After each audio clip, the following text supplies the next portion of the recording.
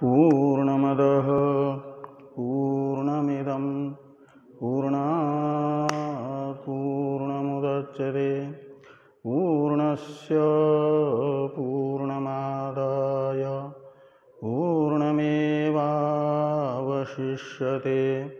ॐ शान्ति शान्ति शान्तिः। शङ्करं शङ्कराचार्यं केशवं बादरायणं सूत्रभाष्य कृतौ वन्दे भगवन्तौ पुनः पुनः। ईश्वरो गुरुरात्मेति मूर्तिभेदविभागिने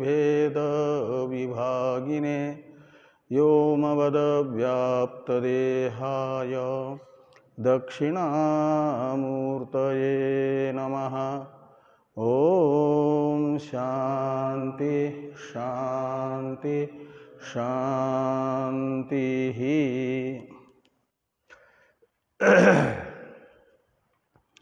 ब्रह्म सूत्र के उपोद्घात भाष्य की चर्चा हम लोग कर रहे हैं।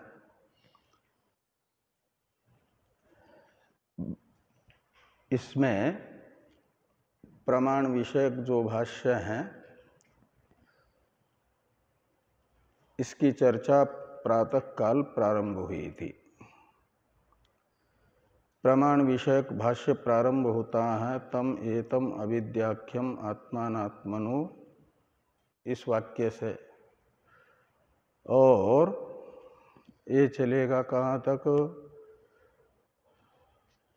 तो जहाँ भाष्य समाप्त हो रहा है उससे एक पंक्ति ऊपर आता है कर्तृत्व भोक्तृत्व प्रवर्तक सर्वलोक प्रत्यक्ष। यहाँ तक प्रमाण भाष्य ही चलना है। अस्य अनर्थ हेतु हो इस वाक्य के पहले तक भगवान भाष्यकार ये बता रहे हैं कि आत्मानात्मा का अध्यास चार चार प्रमाणों से सिद्ध है। तो अनुमान प्रमाण तथा अर्थापत्ति प्रमाण से आत्मानात्मा के अध्यास की सिद्धि दिखाने के लिए आत्मानात्मा के अध्यास तथा प्रमाण प्रमेय व्यवहार प्रवृत्ति इनका कार्य कारण भाव बताया जा रहा है। तो जहाँ व्यापक कारण होगा वहीं पर व्याप्य रहेगा। ये दिखाते हुए जितने भी प्रमाण प्रवृत्त्यात्मक व्यवहार हैं और प्रमेय प्रवृत्त्यात्मक व्यवहार हैं वो सब के सब कार्य हैं। तो प्रमाण व्यवहार प्रवृत्ति तथा प्रमेय व्यवहार प्रवृत्ति ये बन जाएगी पक्ष,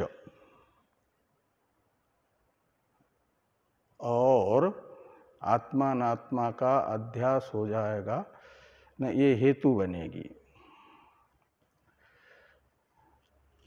अर्थापत्ति प्रमाण जब बताया जाएगा तो वो होता है रात्रि भोजन, जो कारण है वो दिखता नहीं है, कार्य दिखता है।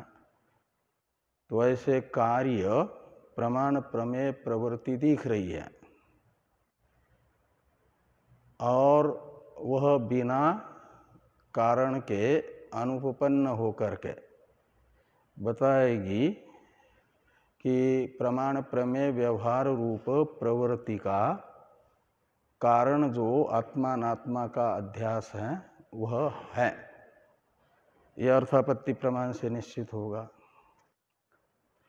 पर्वत में कार्य धूम को देख करके उसका कारण अग्नि का संदेह होता है, और फिर व्याप्ति का निश्चय होने पर कारण का निश्चय कर लेते हैं व्यापक का, कि पर्वत वन्य व्याप्य धूम वाला होने से वन्य वाला है। ऐसे प्रमाण प्रमेय प्रवृत्ति रूप कार्य को देख करके ये निश्चित होगा कि उसका कारण भी विद्यमान है। ये अनुमान प्रमाण भी बनेगा। तो अनुमान प्रमाण तथा अर्थापत्ति प्रमाण के लिए आवश्यक है आपके आत्मानात्मा के अध्यास एवं प्रमाण प्रमेय व्यवहार का कार्य कारण भाव। वही दिखाया जा रहा है शुरू में कि तम एतम अविद्याख्यम आत्मानात्मनो इतरेतर अध्यासम पुरस्कृत्य सर्वे प्रमाण प्रमेय व्यवहारा लौकिका वैदिकाश्च प्रवृत्ता। तो प्रातःकाल बताया था, तो सर्वे प्रमाण प्रमेय व्यवहारा प्रवृत्ता ऐसा अन्वय है, और व्यवहार का विशेषण है लौकिक और वैदिक। लौकिक प्रमाण प्रमेय व्यवहार और वैदिक प्रमाण प्रमेय व्यवहार ये प्रवृत्त हो रहे हैं। ये सारे व्यवहार हो रहे हैं। उन व्यवहारों को देखते हुए निश्चय किया जाता है कि उनका कारण कोई न कोई है। वो कौन है? वो है आत्मानात्मा का अध्यास। जो लौकिक प्रमाण हो या वैदिक प्रमाण हो, इन दोनों प्रकार के प्रमाणों का अधिकारी कौन है?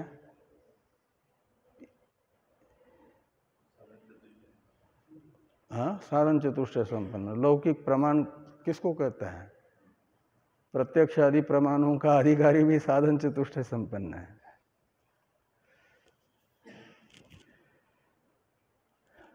चाहे प्रमाण और वैदिक व्यवहार में भी, प्रमाण व्यवहार वैदिक प्रमाण के भी अवान्तर दो भेद है ना। कर्मकांडात्मक जो प्रमाण है एक, उसका व्यवहार, और एक है आपके मोक्ष शास्त्र रूप उपनिषद ज्ञान कांड, उसके द्वारा प्रतिपादित व्यवहार, वो माना जाएगा वैदिक व्यवहार। और उसका भी अधिकारी कौन होगा? वो साधन चतुष्टय नहीं समझना, सब प्रमाण प्रमेय के व्यवहार का अधिकारी माना गया आत्मानात्म अध्यासवान पुरुष को, का मतलब भ्रांत पुरुष को,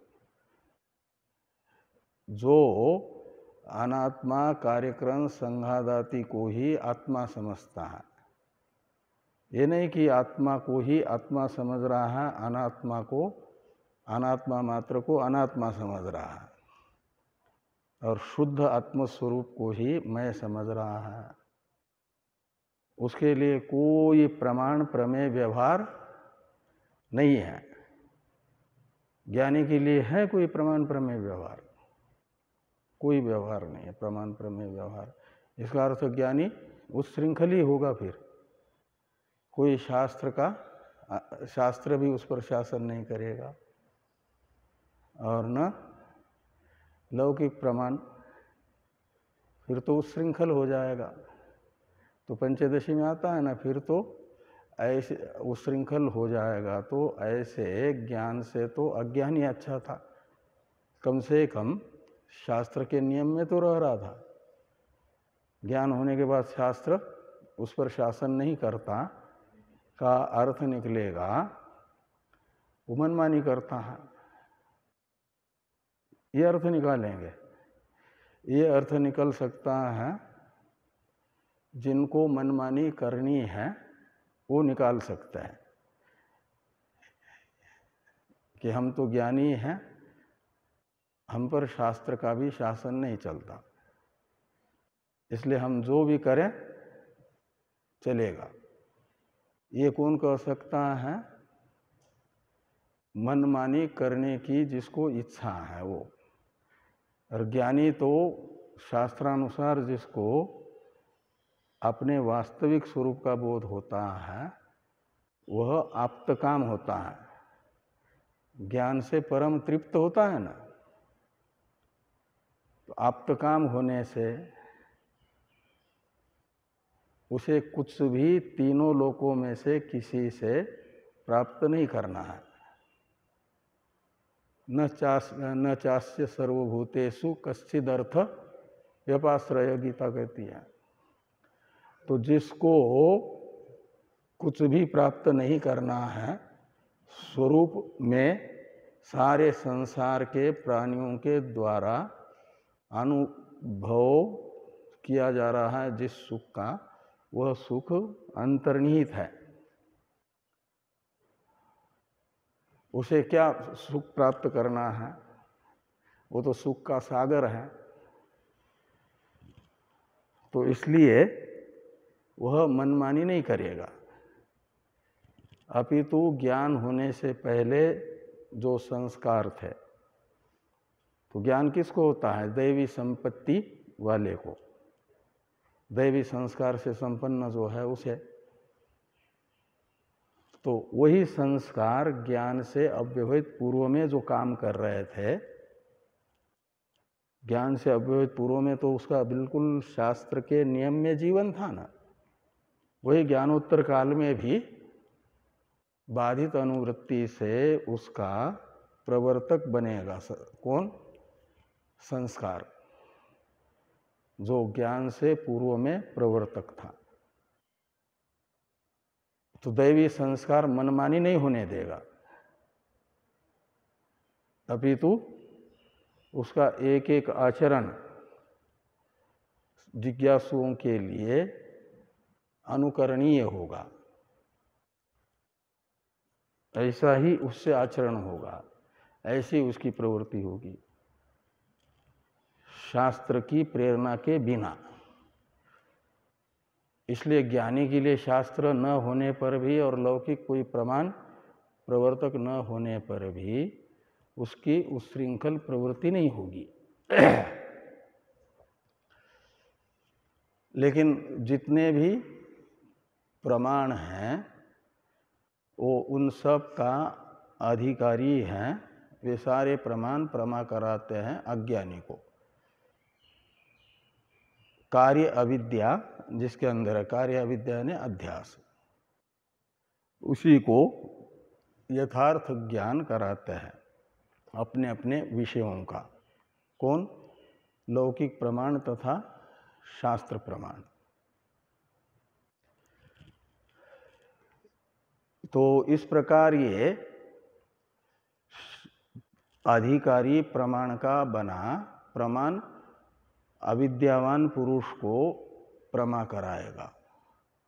अविद्या शब्द से लिया जाएगा ये आत्मात्मा का अध्यास। आगे कहते हैं कि सर्वाणि च शास्त्राणि विधि प्रतिषेध मोक्षपराणि।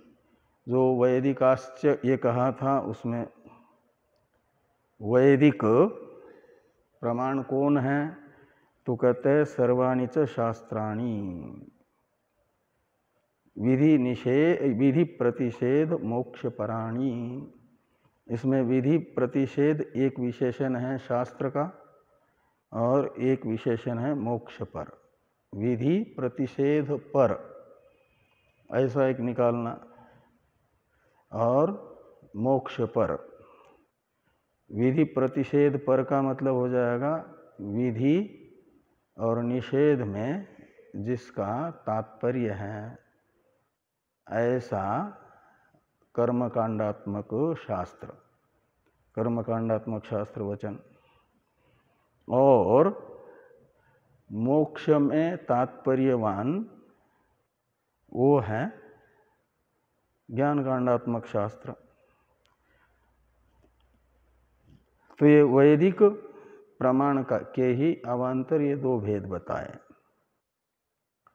अब ये जो कार्य कारण भाव बताया गया आत्मानात्माध्यास और प्रमाण प्रमेय व्यवहार का, इसे स्पष्ट करने के लिए एक प्रश्न किया जा रहा है सिद्धांति के प्रति। कथम पुनः अविद्यावद विषयानि प्रत्यक्षादीनि प्रमाणानि शास्त्राणि च।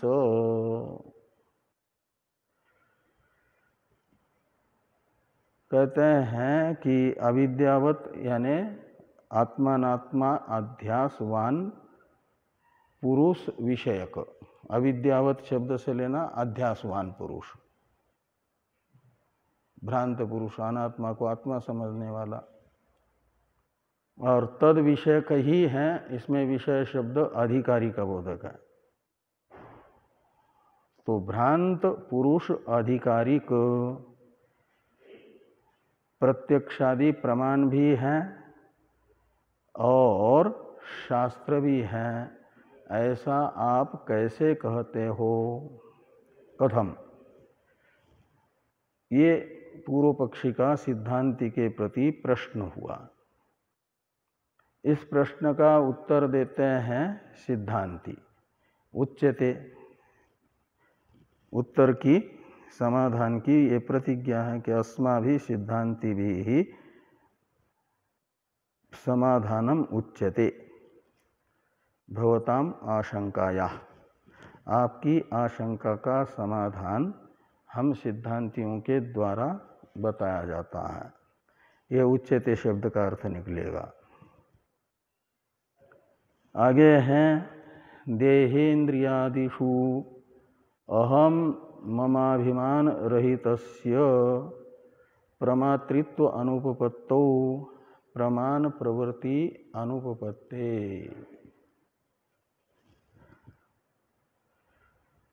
कहते हैं प्रमाण की प्रवृत्ति के लिए, प्रमाण तो क्या है? प्रमा का करण है, प्रमा के करण को प्रमाण कहा जाता है ना। जिससे प्रमा हो उसे कहा जाएगा प्रमाण, प्रमा के साधन को। और प्रमा कहते हैं यथार्थ अनुभव को।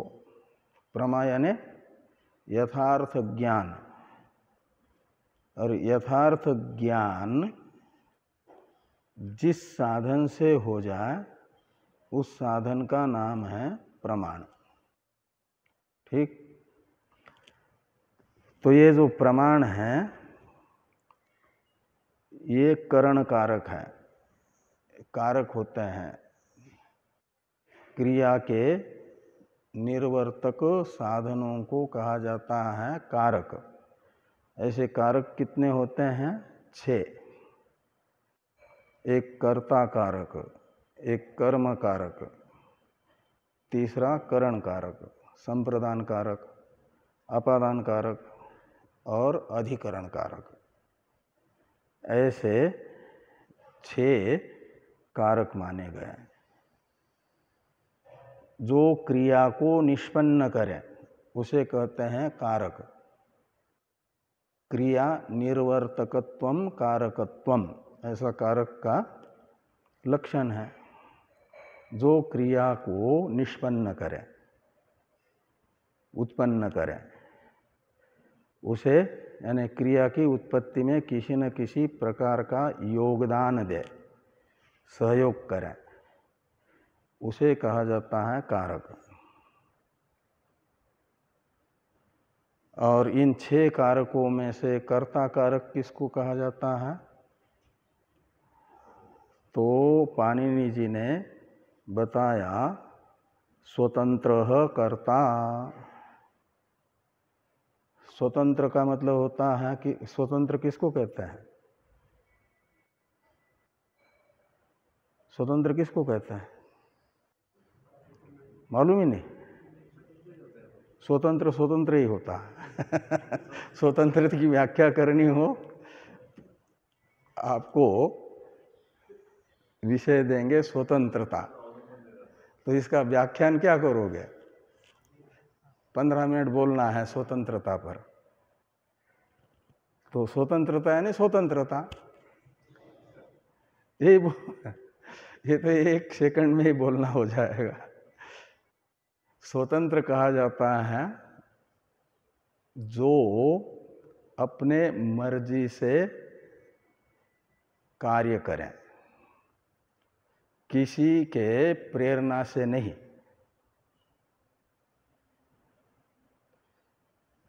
जो दूसरे का प्रेरक बने लेकिन स्वयं किसी का भी प्रेर्य न बने। प्रेर्य का मतलब जिसको प्रेरणा दी जाती है। नियोज्य, प्रेर्य, प्रयोज्य ये पर्यायवाचक शब्द हैं। जो किसी से भी नियोज्य न हो, प्रयोज्य न हो और बाकी कारकों का प्रवर्तक हो, उसे स्वतंत्र कहते हैं। और जो स्वतंत्र होगा उसे कहा जाता है कर्ता कारक। उसे क्या कहा जाता है? कर्ता कारक। किसी भी क्रिया का कर्ता कारक वही होगा जो दूसरे कारकों से प्रेरित न हो, अपितु दूसरे कारकों को प्रेरित करे। वो है कौन? वो है कर्ता कारक। तो प्रमा ये भी एक धातु के अर्थ को क्रिया कहा जाता है। वो ज्ञानात्मक भी होती है। तो प्रमा ये मांग माने धातु से प्रमा शब्द बना है। उसका वो प्रमा एक क्रिया है। प्रमा एक क्रिया है, यथार्थ अनुभव रूपा। और इसको जो उत्पन्न करेगा, ये क्रिया जिसमें रहेगी उसे कहा जाएगा कर्ता, क्रिया का आश्रय। तो किसमें रहेगी प्रमा? जिसमें प्रमा रहेगी उसको कहा जाता है प्रमाता, यानी कर्ता कारक। प्रमा का कर्ता प्रमाता, गमन का कर्ता गंता,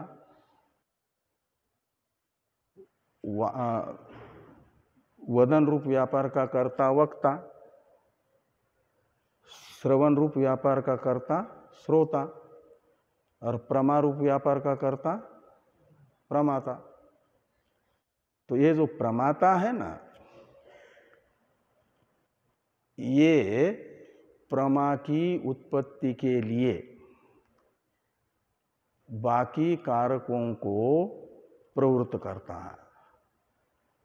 जैसे काष्ठ का छेदन करने वाला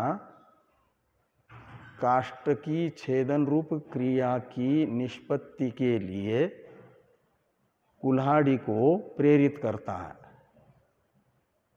काष्ठ को तोड़ो, काष्ठ का छेदन करो। काष्ठ यानी लकड़ी। तो काष्ठ छेदता, काष्ठ छेदन रूप क्रिया का करण जो कुल्हाड़ी, उसे कैसे प्रेरित करता है? तो एक जगह उस लकड़ी के कुल्हाड़ी का उद्यमन पतन करता है। कुल्हाड़ी को उठाता है, फिर गिराता है, फिर उठाता है, फिर गिराता है।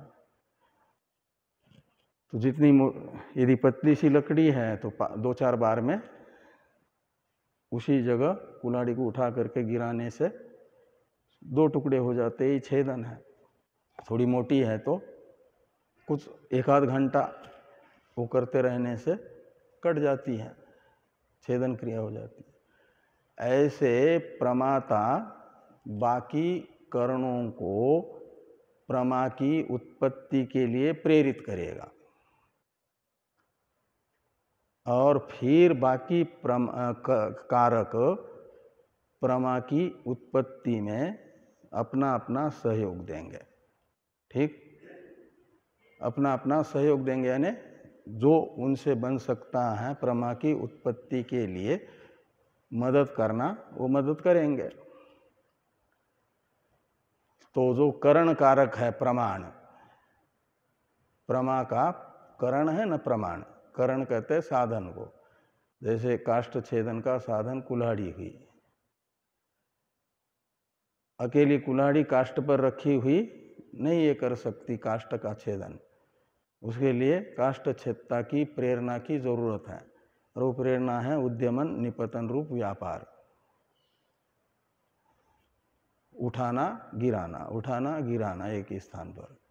ऐसे ये जो प्रमाण है प्रत्यक्ष आदि, प्रत्यक्ष प्रमाण इंद्रिया और आदि शब्द से अनुमान, अर्थापत्ति और शब्द, अर्थ अनुपलब्धि, उपमान, ये सब प्रमाण लेना। इन प्रमाण रूप करणों को क्या करती हैं? उनके अपने अपने विषय के यथार्थ अनुभव रूप प्रमा की उत्पत्ति के लिए प्रेरित करती है। प्रेरित करता है कौन? प्रमाता। प्रमाता, और वो प्रमाता चेतन होता है, प्रेरणा देने वाला चेतन होगा। तो शुद्ध जो चेतन है आत्मा, उसको तो कहा नैव कुर्वन् न कारयन्, वो तो न करता है न कुछ कराता है, वो कर्ता कारक भी नहीं है, प्रयोज्य कर्ता भी नहीं है, और बाकी कर्णों का प्रेरक भी नहीं बनता, शुद्धात्मा। इसलिए शुद्धात्मा को प्रमाता नहीं कहा जाता। और प्रमा रूप क्रिया की निष्पत्ति के लिए प्रमाता का होना जरूरी है। बिना काष्ठ छेदता के जैसे काष्ठ छेदन नहीं होता, होगा ऐसे बिना प्रमाता के प्रमा उत्पन्न नहीं होगी। और प्रमा को उत्पन्न करना ही प्रमाण की, यानी प्रमा की उत्पत्ति के लिए ही प्रमाण की प्रवृत्ति मानी गई है।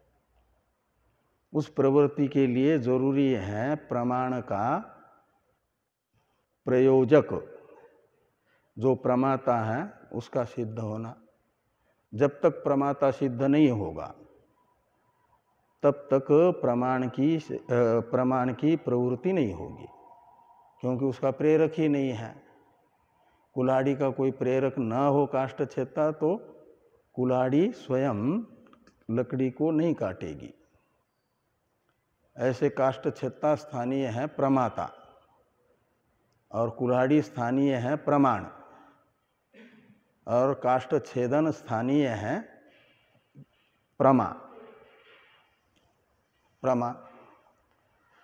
और प्रमा का जो विषय बनेगा वो कर्म कारक है, वो लकड़ी स्थानीय है दृष्टांतगत।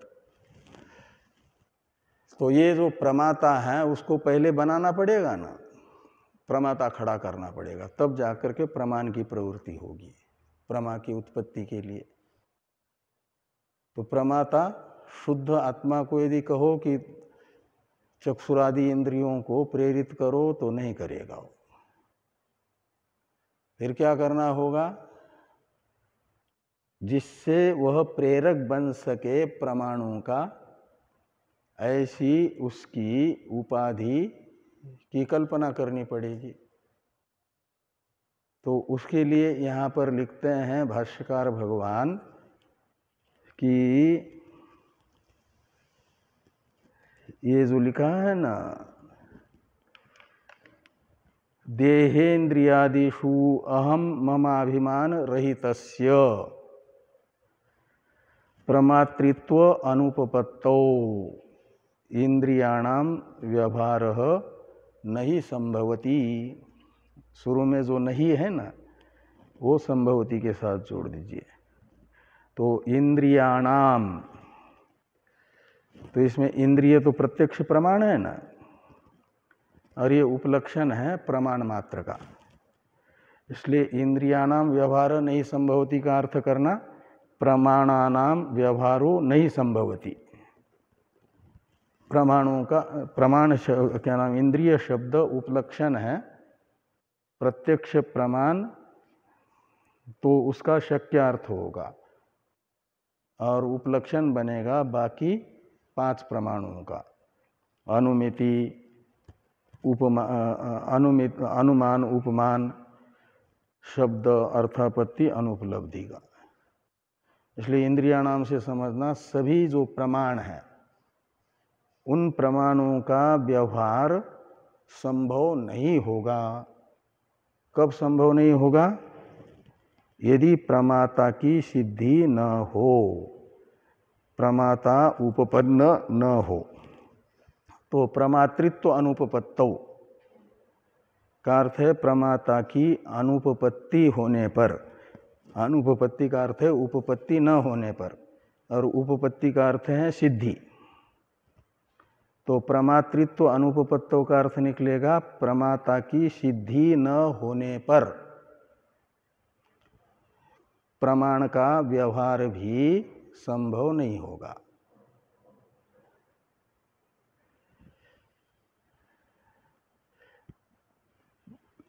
किसमें प्रमातृत्व की अनुपपत्ति? तो कहते हैं शुद्ध आत्मा में प्रमातृत्व की अनुपपत्ति है। तो ये शुद्ध आत्मा को दिखाने के लिए विशेष ये पद हैं, देहेन्द्रियादिषु अहम मम अभिमान रहितस्य आत्मनः, ऊपर से विशेष्य के रूप में जोड़ देना, आत्मनः पद का अध्याय करना। तो देह में अहम अभिमान और इंद्रियादि प्रमाणों में मम अभिमान नहीं है। जिसका रहित किसको कहते हैं? जिसका अभिमान है उसको तो अभिमान सहित कहा जाएगा, और जिसका अभिमान नहीं है उसको कहा जाएगा अभिमान रहित। ये कहेंगे ना, अभिमान रहित। तो जिस आत्मा का शरीर में अहम अभिमान और इंद्रियों में मम अभिमान नहीं है, ऐसे आत्मा को शुद्ध आत्मा कहा जाएगा। और उस शुद्ध आत्मा में क्या होगा? प्रमातृत्व सिद्ध नहीं होगा। और प्रमातृत्व सिद्ध नहीं होगा यानी शुद्ध आत्मा प्रमाता नहीं बनेगा।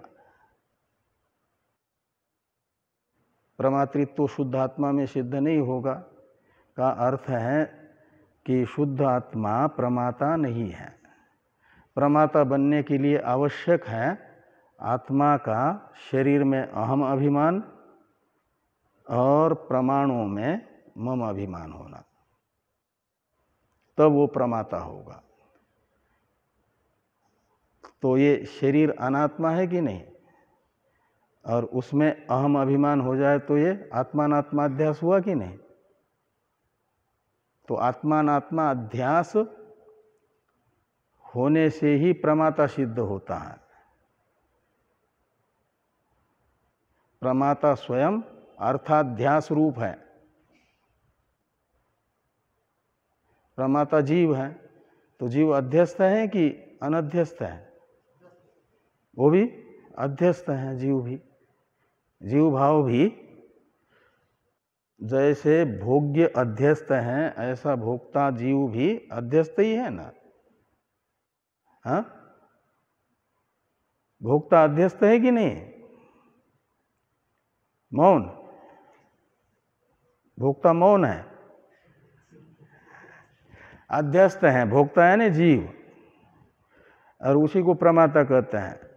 तो प्रमाता आत्मानात्मा अध्यास रूप है, अर्थाध्यास कहा जाएगा नहीं इसको।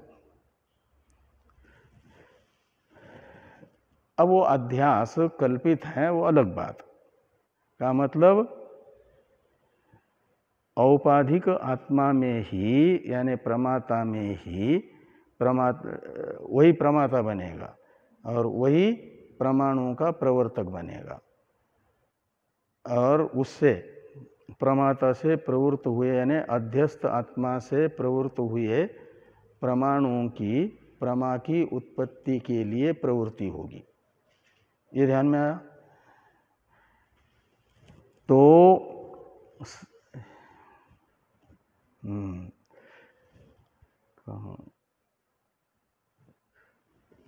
कहाँ गया? नहीं, तो देहेन्द्रियादिषु अहम मम अभिमान रहितस्य प्रमातृत्व अनुपपत्तो इंद्रियाणां व्यवहारो न संभवति। और आगे हैं, अच्छा एक बीच में लाइन छूट गई। तो ये देहेन्द्रियादिषु अहम मम अभिमान रहितस्य प्रमातृत्व अनुपपत्तो प्रमाण प्रवृत्ति अनुपपत्ते, ये हुआ। और जब प्रमाण की प्रवृत्ति नहीं होगी तो प्रमाण की प्रवृत्ति के लिए क्या करना पड़ेगा? कहते हैं नहि इंद्रियाणि अनुपादाय प्रत्यक्षादि व्यवहार संभवति। तो ये प्रत्यक्ष प्रमाण है और उससे प्रत्यक्ष प्रमा हुई और प्रत्यक्ष प्रमा का विषय घटादि प्रत्यक्ष है। ये जो व्यवहार है शब्द प्रयोग, घटः प्रत्यक्ष चक्षु प्रत्यक्षम प्रमाणम इत्यादि शब्द प्रयोग को कहा जाता है प्रमाण प्रमेय व्यवहार। और ये जो है इंद्रियाणि अनुपादाय, तो इंद्रिय यानी प्रमाण, और प्रमाणों में ये मेरे प्रमा के साधन हैं। इस रूप में जब तक प्रमाता ग्रहण नहीं करता तब तक प्रत्यक्षादि व्यवहार न संभवति। तो चक्षुरादि से चाक्षुष प्रत्यक्ष हुआ और उसका विषय घट प्रत्यक्ष है, ऐसा व्यवहार नहीं बन पाएगा। प्रत्यक्षादि व्यवहार संभव नहीं होगा। उसके लिए इंद्रियों का यानी प्रमाणों का ग्रहण करना जरूरी है, यानी उनमें मम अध्यास करना जरूरी है। यदि कोई ये कहे कि देह में आत्माभिमान होने मात्र से ही प्रमातृत्व सिद्ध हो जाएगा और प्रमाण प्रमेय व्यवहार बन जाएगा, इंद्रियों में मम अभिमान की क्या आवश्यकता है? प्रमाणों को ममत्वेन रूपेण ग्रहण करने की क्या जरूरत है? ये यदि किसी का प्रश्न रहेगा तो इस प्रश्न का निराकरण करने के लिए भाष्यकार भगवान ने कहा देह में अहम अभिमान मात्र से ये प्रत्यक्षादि व्यवहार सिद्ध नहीं होता। इसलिए जरूरी है प्रत्यक्षादि व्यवहार की सिद्धि के लिए प्रत्यक्षादि प्रमा का करणभूत जो प्रमाण है इंद्रियादि, उनमें मम अभिमान होना भी।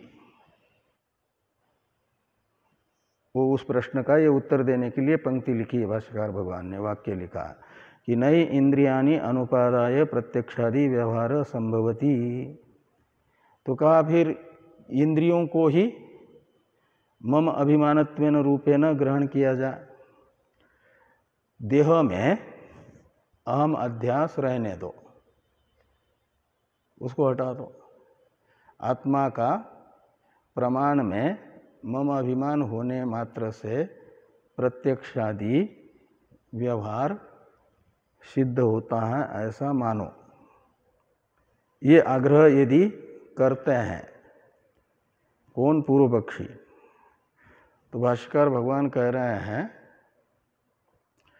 कि शरीर में अहम अभिमान भी उतना ही जरूरी है जितना प्रमाण में मम अभिमान जरूरी है। किसके लिए? प्रत्यक्षादि व्यवहार के लिए। ये लिखते हैं कि न च अधिष्ठानम अंतरेण इंद्रियाणाम व्यवहार संभवति।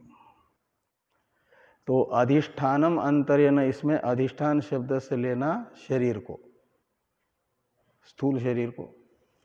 यह स्थूल शरीर है क्या? स्थूल शरीर है एक प्रकार से ऑफिशियल बिल्डिंग। ऑफिशियल बिल्डिंग होती है ना, जिसमें ऑफिस ही ऑफिस होता है, अलग अलग कमरे में फिर अलग अलग व्यक्ति का ऑफिस होता है। हाँ? ऐसे ये जो इंद्रियां हैं, इनमें व्यापार कब होता है? जब वे अपने अधिष्ठान में स्थित होती है, गोलक में स्थित होती है। गोलक यानी इंद्रियों का कार्यालय। तो इंद्रियां अपने अपने ऑफिस में यानी गोलक में स्थित होगी, तभी जा कर के इंद्रियों का व्यवहार होगा, व्यापार परमानुकूल होगा। ये नहीं कि आँख से निकली हुई जो इंद्रिय है, चक्षु इंद्रिय, आँख यानी ये गोलक चर्म चक्षु, और इसमें से चक्षु नाम की इंद्रिय निकल जाए तो रूप को देखना रूप कार्य नहीं होता। जहाँ वो जा रही है, बीच में ही रास्ते में है समझ लो, यहाँ से निकली और दूसरे गोलक में जा रही है, तो बीच में उसको रोक करके कहो थोड़ा हमको रास्ता दिखा दो, तो दिखा पाएगी? नहीं दिखा पाएगी। हर एक इंद्रिय यानी सूक्ष्म शरीर का तत्व स्थूल शरीर के अपने तत्त अंग रूप गोलकों में अवस्थित होता है, तब जा कर के अपने अपने विषयों का ज्ञान करा पाता है। सब सूक्ष्म शरीर के तत्वों का व्यापार होता है, अन्यथा नहीं होता। तो यदि शरीर ही न हो तो फिर कैसे इंद्रियों का गोलक में अवस्थान हो पाएगा? और वो शरीर भी दूसरे के शरीर की इंद्रियां आपको वो नहीं करा पाएगी ज्ञान। उसके लिए आपका अभिमान जिस शरीर में है, जिस शरीर को आप मैं समझ रहे हैं, उस शरीरस्थ जो चक्षुरादि इंद्रियां, वह आपको रूपादि विषयों का, उनके अपने अपने विषयों का ज्ञान करा पाएगी। ये यहाँ पर कहते हैं कि अधिष्ठानम अंतरेण इंद्रियाणाम व्यवहार न च संभवति। इंद्रियों का व्यापार संभव नहीं है गोलकों के बिना। पूरा करना है, चिन्ह लगा दिया। हाँ, तो पूरा ही करते हैं फिर। एक वाक्य पढ़ करके, न च अनध्यस्त आत्मभावेन देहेन कश्चित व्याप्रियते। तो कहा ठीक है, इंद्रियों को अपने अपने गोलक में स्थित होने दो, लेकिन जिस शरीर के अंगभूत गोलकों में चक्षुरादि इंद्रियां अब स्थित हो गई है, उसमें अहम अभिमान करने की क्या जरूरत है? ये जो अवान्तर प्रश्न रहेगा, इसका उत्तर देते हुए कहा कि अनध्यस्त आत्मभावेन देहेन।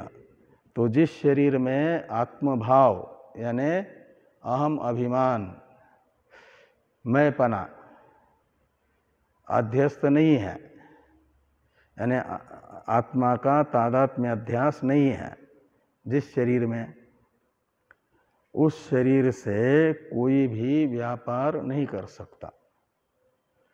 इसलिए ज्ञानी को भी प्रारब्ध जब तक है तब तक, जब प्रारब्ध का फलोपभोग करना होता है, तो प्रारब्ध शरीर में बाधित अहम अध्यास कराता है। और इंद्रियादि में मम अध्यास कराता है। वो ब्रह्मज्ञानी का अहम मम अध्यास शरीर इंद्रियादि में बाधित होता है, वो अलग बात। जैसे नाटक करने वाले का नाटक के लिए होता है, और वो हो जाता है, फिर उस समय भी अपने वास्तविक स्वरूप को नहीं भूलता ब्रह्मज्ञानी। प्रारब्ध से होने वाला व्यवहार उतना कर लिया, फिर अपने स्वरूप में स्थित। तो इसका अर्थ ये हुआ कि शरीर में अहम अध्यास और इंद्रियादि में मम अध्यास के बिना व्यवहार हो नहीं सकता। तो अनध्यस्तात्म भावेन देहेन कश्चित न च व्याप्रियते, यानी कोई व्यापार प्रमाता नहीं कर सकता। इसलिए बाधित प्रमातृत्व ज्ञानी जीवन मुक्त में रहता है। आगे हैं न चये तस्मिन् सर्वस्मिन्। हाँ, ये सब जब तक नहीं होता तब तक प्रमातृत्व आत्मा में सिद्ध नहीं होता। न चये तस्मिन् सर्वस्मिन् असति असंगस्य आत्मनः प्रमातृत्वम् उपपद्यते। ये सब सिद्ध हुए बिना आत्मा को प्रमाता नहीं कहा जा सकता। इसलिए आत्मा में प्रमातृत्व के लिए जरूरी है आत्मा का शरीर में अहम अभिमान और प्रमाणों में मम अभिमान, तभी प्रमाता बनेगा, और फिर प्रमा के लिए प्रमाणों को प्रवृत्त करेगा। बाकी की चर्चा हम लोग कल करते हैं।